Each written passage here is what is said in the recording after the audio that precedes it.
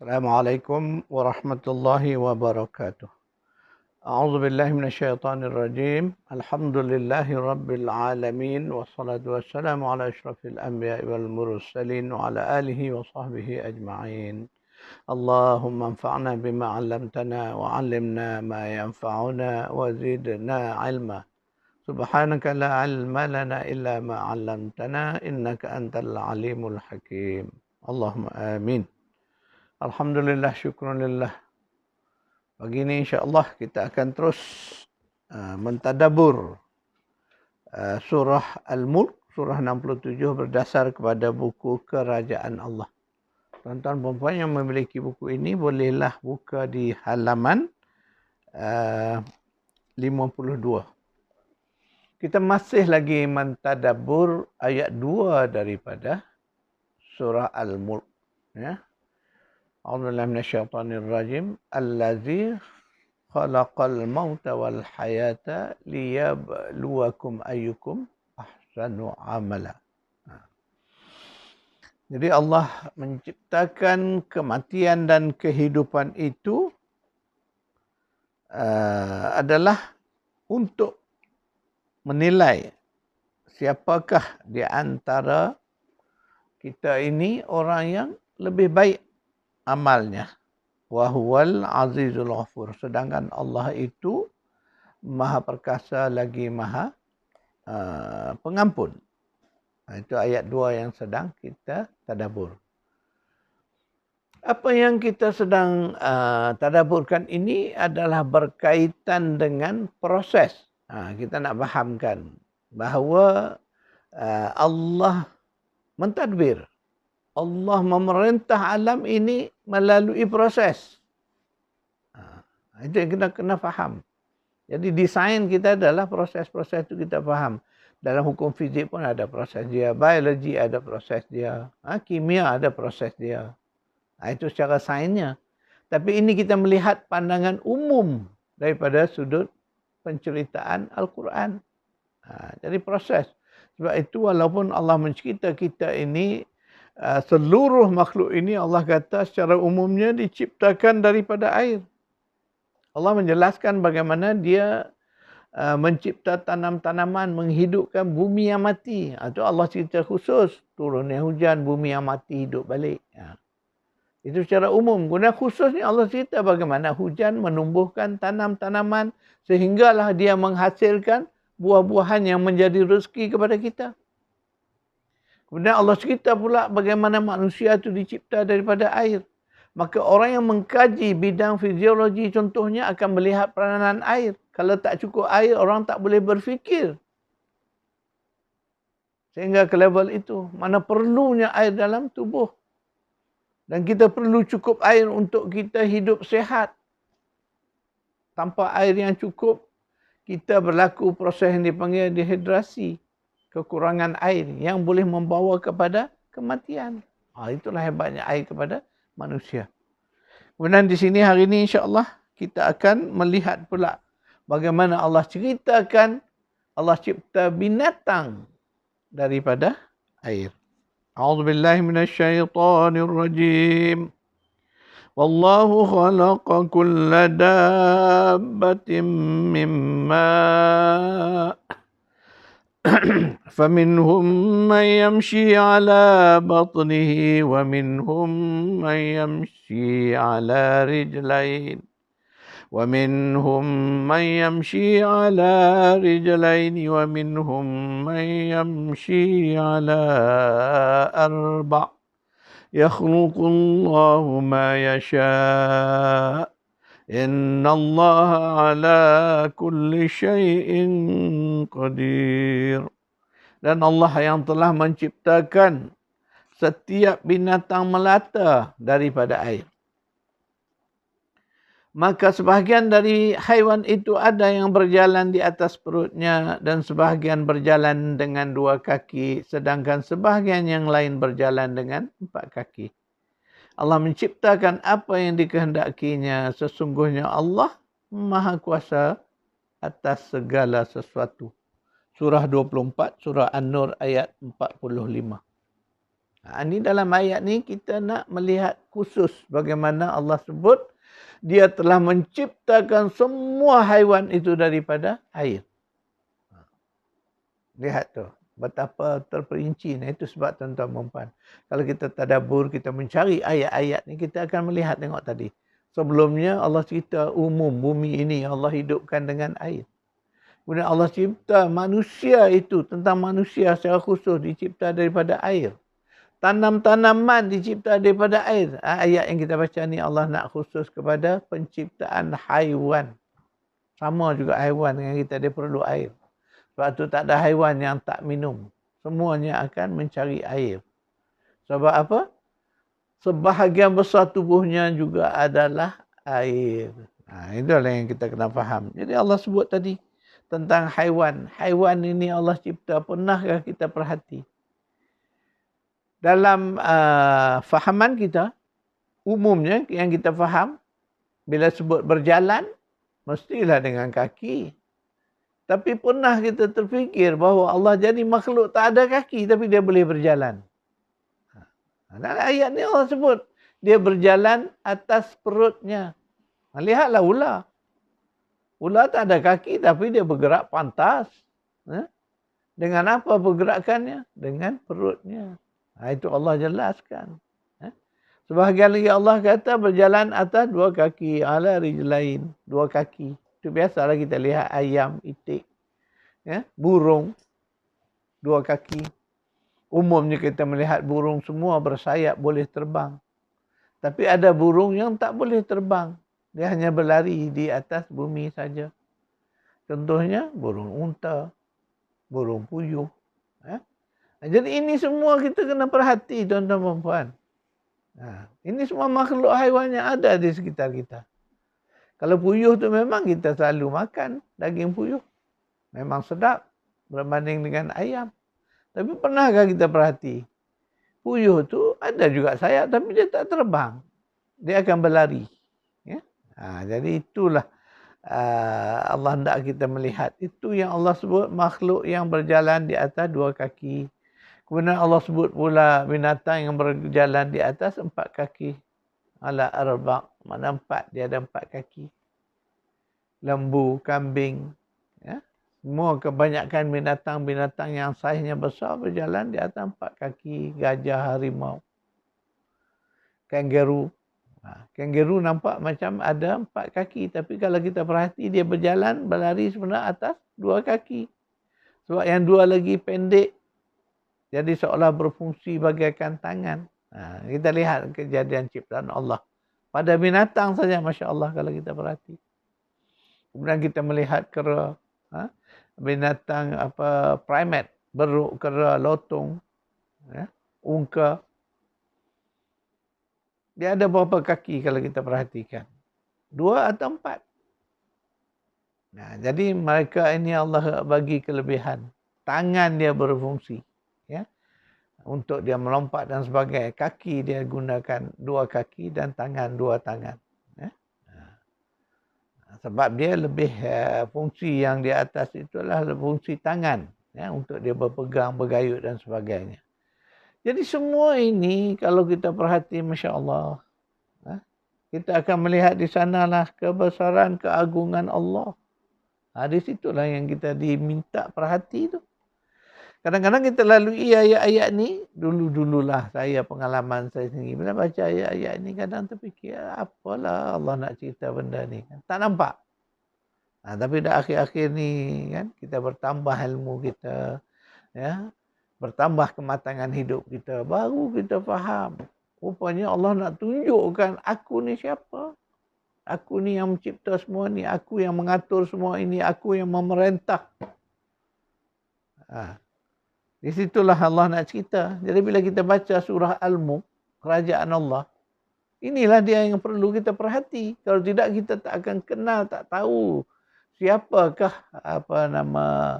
makhluk ini. Bagaimana makhluk ini dijadikan, bagaimana proses mereka mendapat makanan, mendapat rezeki. Jadi perlu diperhatikan.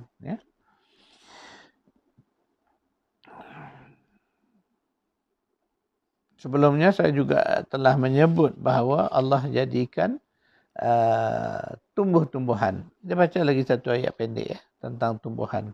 A'udzubillahi minasyaitonirrajim.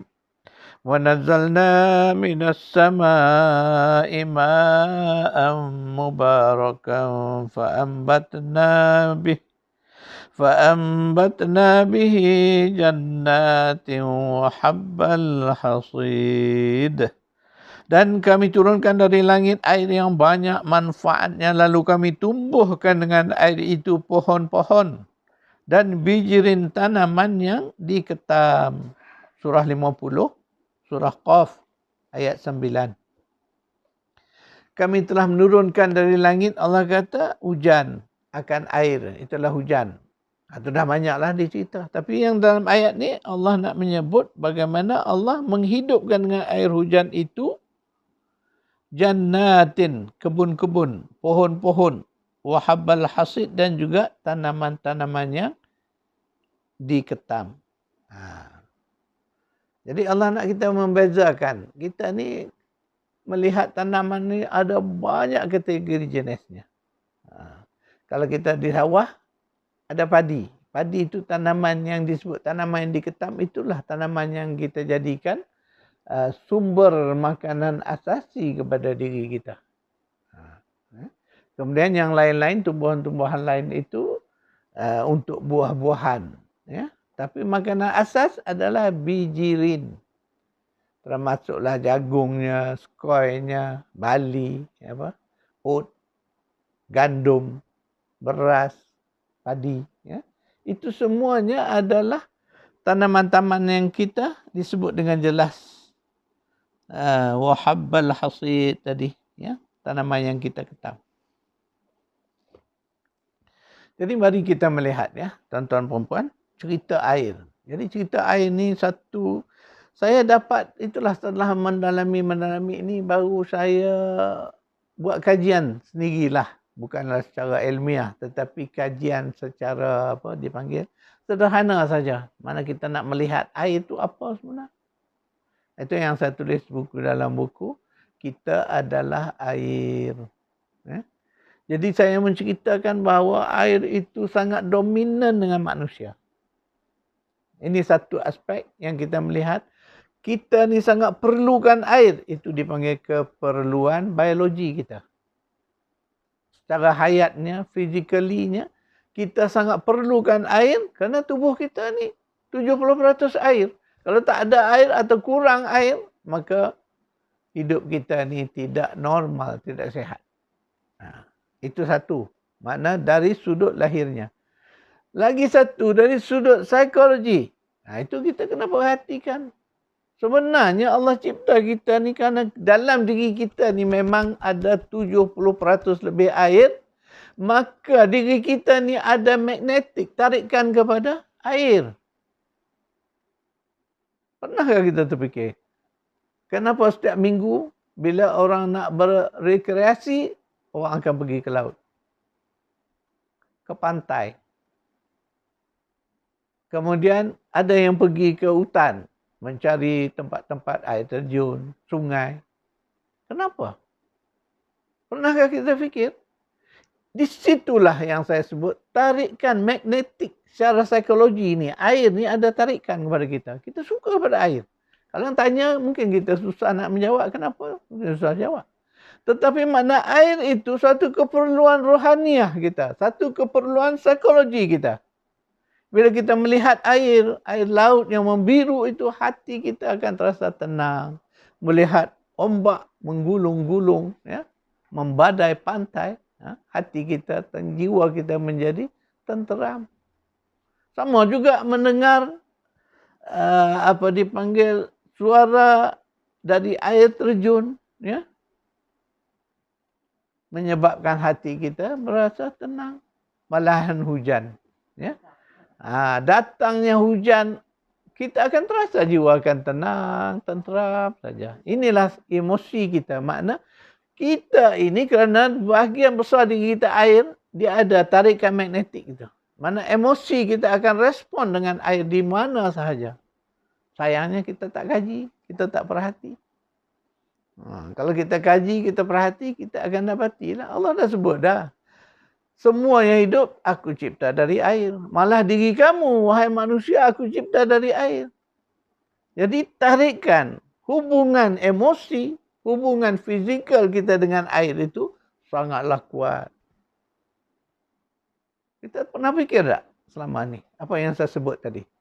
Hari ini kita melihat bagaimana orang mengeksploit. Ini saya katakan. Kita melihat hari ini orang nak cari tempat-tempat yang ada air ni, orang sanggup bayar. Contoh, sekarang berapa banyak taman tema air. Orang akan bayar tiket yang mahal nak masuk ke taman tu. Kerana apa aja? Nak bermain dengan air. Masya Allah. Sebab tu saya mengkaji, melihat inilah hebatnya air. Jadi belum lagi nanti kita nak menceritakan bagaimana air itu. Hari ini di Jepun ada pakar-pakar yang membuat kajian tentang sifat air. Dipanggil Hado. Hado ini satu kajian tentang air. Dan kajian itu agak saintifik. Tapi ada juga ahli-ahli sains yang membantah teori yang dibawa oleh seorang pengkaji air itu. Ada yang menghujah. Tetapi apa yang penting kita nak ceritakan bahawa air itu memang satu makhluk yang istimewa, makhluk yang hidup. Kerana apa? Kerana dia boleh menghidupkan. Baik. Mana air ini makhluk Allah yang sangat istimewa. Sebab dia hidup dan dia menghidupkan. Jadi air yang hidup itu, itulah dalam kajian Hado. Yang dilakukan oleh seorang penyelidik di Jepun itu. Hari ini dah popular cerita tentang dia. Bagaimana air ini ada emosi. Pada saya tak pelik sebab air itu memang sifat dia hidup. Jadi emosi air ini boleh diuji kaji. Itu kena bacalah banyak buku-buku tentang kajian Hado dia panggil. Di Jepun. Dia panggil kajian Hado. Bagaimana dia melihat kristal air itu berubah mengikut emosi kita. Itu terbukti melalui mana kita pun boleh melakukan uji kaji itu. Jadi sekadar itu dululah kuliah kita. InsyaAllah saya akan buat sedikit nota ayat-ayat yang kita baca.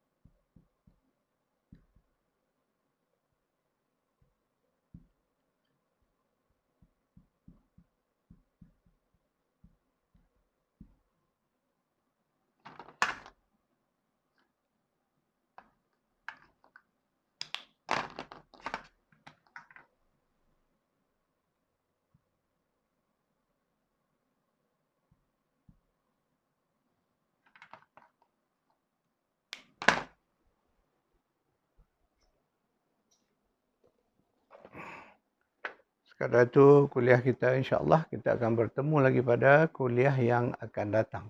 A'udzubillahi minasyaitonirrajim.